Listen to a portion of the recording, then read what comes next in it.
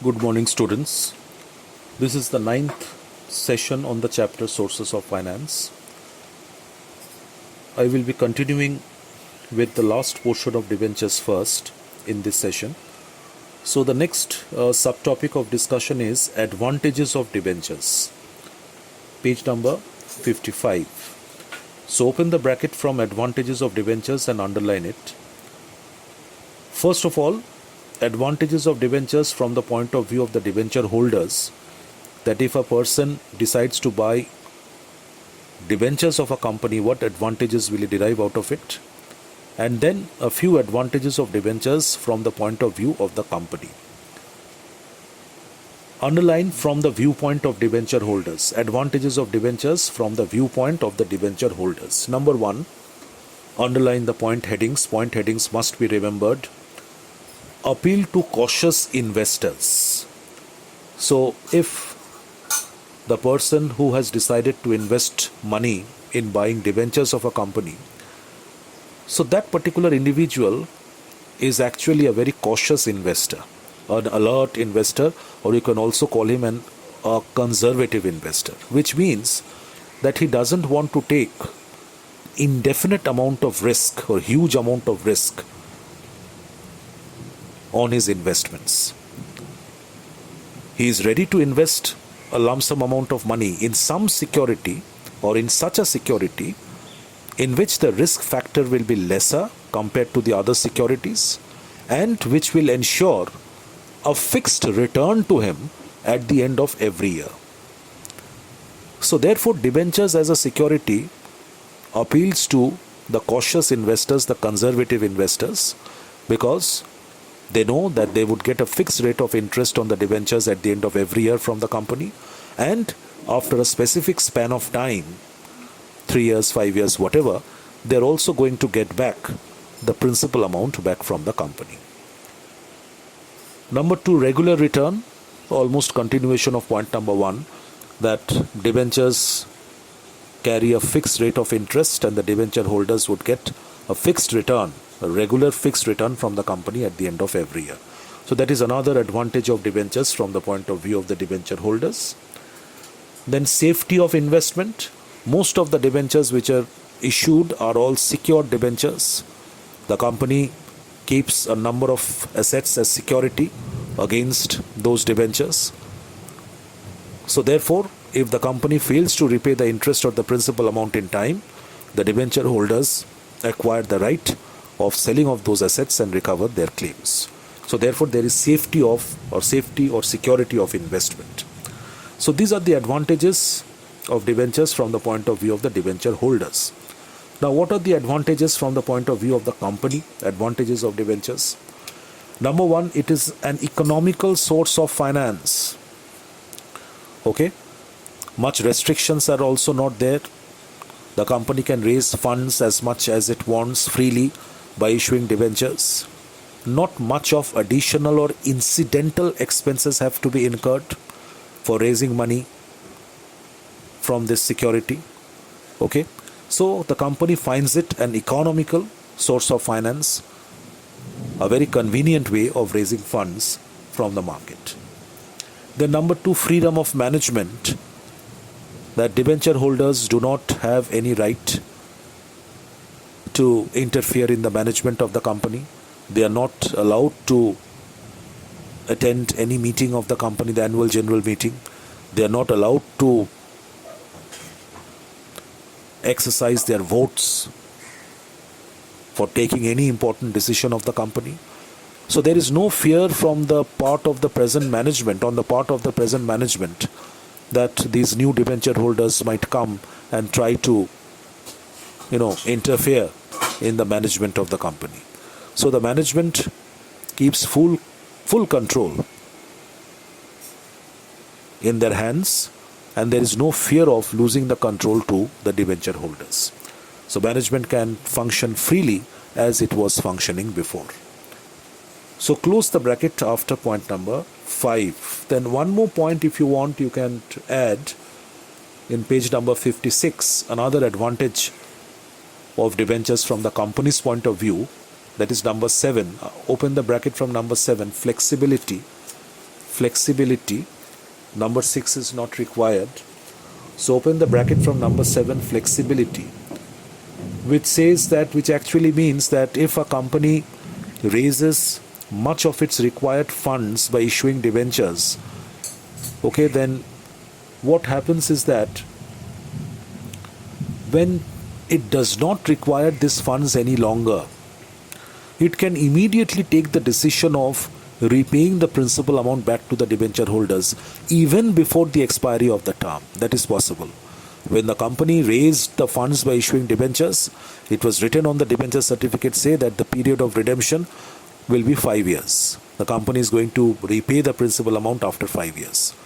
But if the company feels that after using the debenture capital for 3 years, there's no further requirement to keep the debentures in the business any longer, to keep the money raised by issuing debentures in the company any longer, they can immediately take the decision and refund the money back to the debenture holders. So that means this thing keeps the capital of the company a bit flexible. Okay, so a company can repay the funds raised through debentures when it does not require the funds anymore. This facility of redemption avoids the danger of overcapitalization and keeps the financial structure flexible. Most of the debentures which are issued are redeemable debentures. Okay, so when there is no more requirement of using the debenture capital in the business any longer, immediately the company can redeem the principal amount back to the debenture holders, and this will avoid the problem of overcapitalization. So you can close the bracket after number 6. So these are the disadvantages of debentures from the company's point of view. Advantages of debentures from the company's point of view. Now the next topic, the last topic of discussion under debentures is disadvantages of debentures. Open the bracket from disadvantages of debentures and underline it.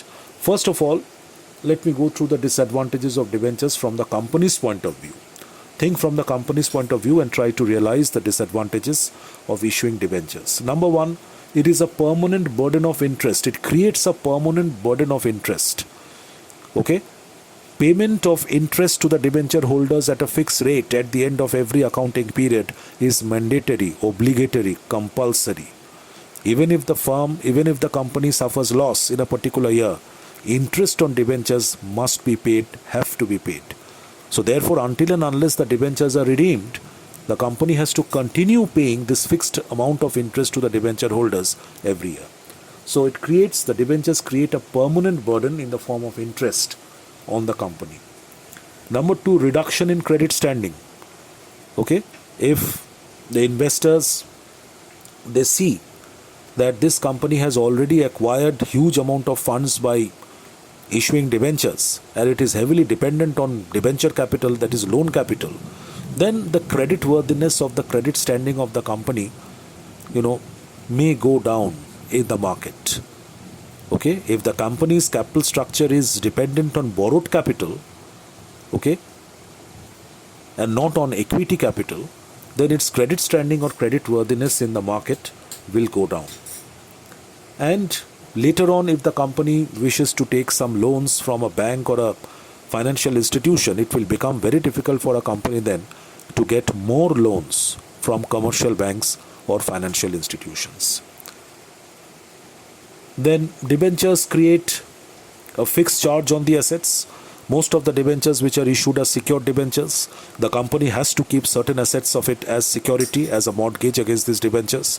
So the fear always remains that if the company cannot repay the amount to the debenture holders in time, the debenture holders will acquire the right of taking over those assets, selling them and realize their claims. Number 4, reduction in dividend. If a company raises much of its funds by issuing debentures, then a huge amount of interest on debentures has to be paid at the end of every year. That will reduce the amount of profits of the company.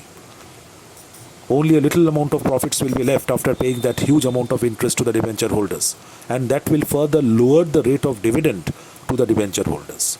If much of the amount from the profits is utilized for paying interest to the debenture holders, then whatever will remain, okay, the residue will be a little amount, and debenture holders will have to be satisfied by, getting a meager rate of dividend out of those, a very less amount of residual profit.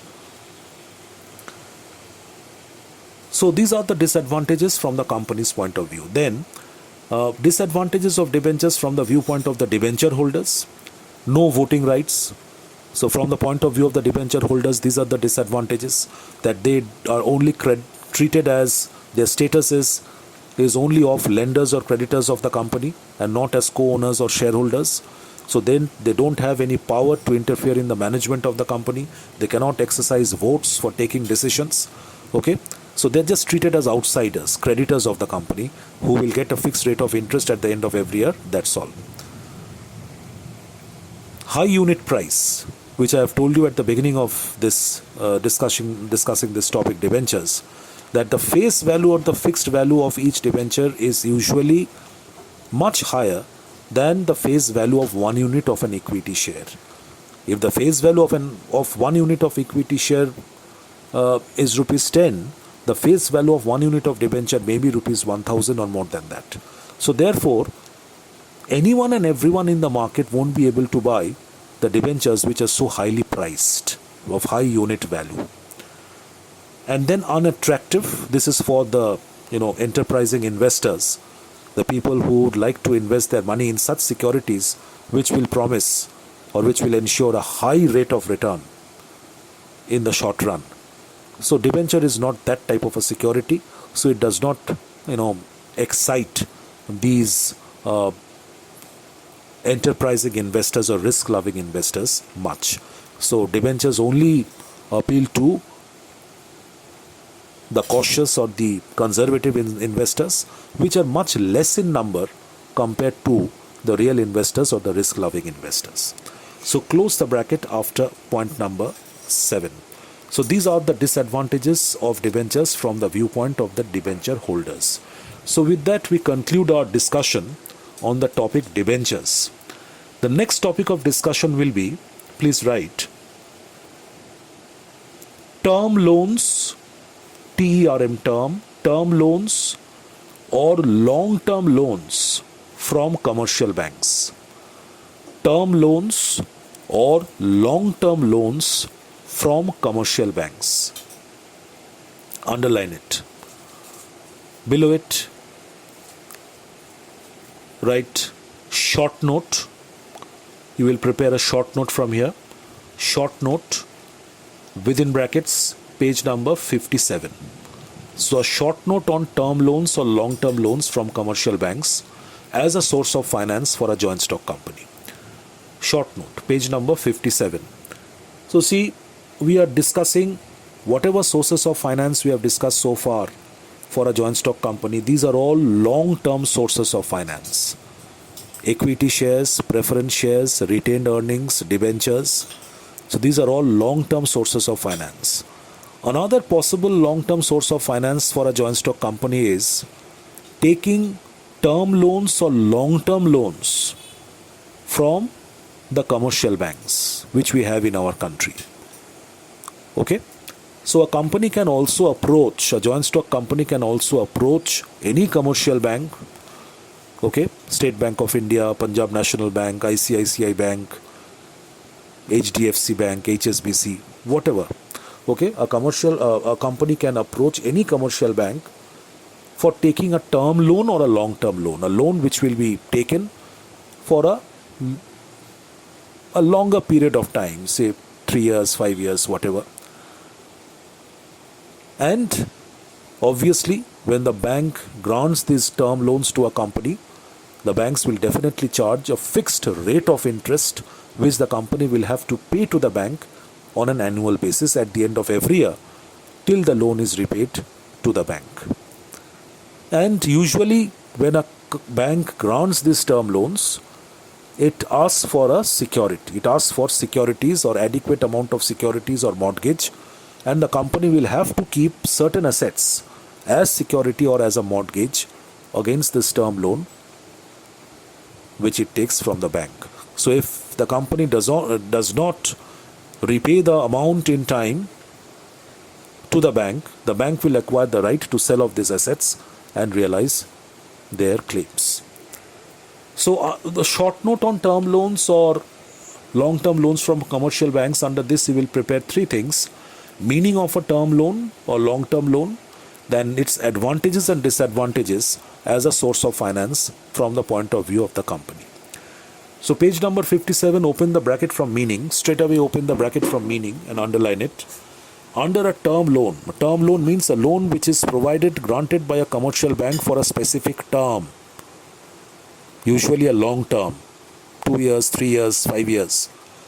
So under a term loan, a bank, cancel that S, a bank advances a fixed amount in lump sum. A fixed amount of money is lent by the bank to the company in lump sum to the company, to the borrower, for a specific period, for a specific number of years. The interest is charged, rectify that spelling, charged. The interest is charged at a fixed rate. The bank charges interest at a fixed rate on the sanctioned amount of loan. The loan is advanced against some security of some assets or on the personal guarantee of the borrower. These term loans are granted by the bank against some security which the company has to provide in the form of certain assets. And if the company cannot provide security in the form of assets, then the company will have to arrange for a guarantor, an individual who will stand as a guarantor for that loan. So if the company fails to repay the loan in time to the bank will acquire the right to realize that amount from that guarantor. So that is a term loan, meaning. Then advantages of term loans from the point of view of the company as a source of finance. Number one, funds are available for the specific period. The company can get the amount, whatever it wants, for a specific period of time as required by the company. Loans from commercial banks provide the benefit of trading on equity. Okay, the company can calculate and raise the amount of loans from commercial banks in such a way so that it can maximize the rate of dividend for its equity shareholders, which is called trading on equity, which you have studied much before in chapter number 2. So when a company is in a position to calculate and get the necessary amount which it requires as loan from a commercial bank, as a term loan from a commercial bank, okay, so it can, at the same point in time, it can maximize the rate of dividend for its equity shareholders. The loans are calculated in such a manner so that the rate of dividend on the equity shareholders can be maximized, can be increased. So that is called trading on equity. So this advantage number 2 is that loans from commercial banks provide the benefit of trading on equity for the company. Number 3, relationship with a reputed bank is beneficial for the borrower. If the company manages to get the term loan from a very reputed commercial bank, it increases the reputation of the company in the market as a whole, because the other people, the other stakeholders would realize that the company has got connection with a reputed bank. The reputed bank has granted so much of amount as loan to the company. So therefore this company must be a solvent company. It has the capacity to repay that loan along with interest to that bank. Repayment can be made out of future earnings. Repayment of the loan principal amount can be made part by part in easy installments. Nowadays the EMI facility is available, part by part from the future earnings of the company. Interest paid on bank loan is deductible for determining taxable profits. So whatever amount of interest the company is paying on these term loans are allowed as an expense by the income tax department, which can be deducted as an expense from the profits of the company. Okay, for calculating the taxable profits.